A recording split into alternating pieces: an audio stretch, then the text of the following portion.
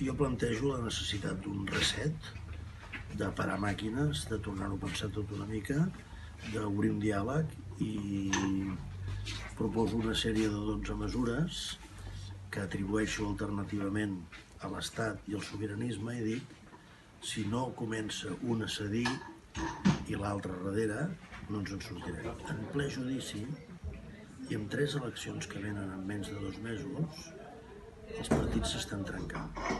La Crida ha liquidat el PDeCAT, la CUP s'ha partit per la meitat entre els que volen anar a eleccions i els que no hi volen anar.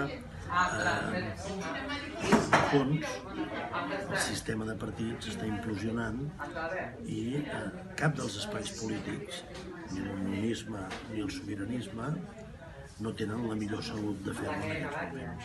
Com ha d'haver portat les coses fins a un límit sense tenir una solució alternativa. El 6 i el 7 de setembre va ser un error, l'1 d'octubre plantejat en termes de referèndum que no va ser és un altre error, i el 27 d'octubre no dissoldre i no convocar eleccions, des del meu punt de vista, va ser un altre error.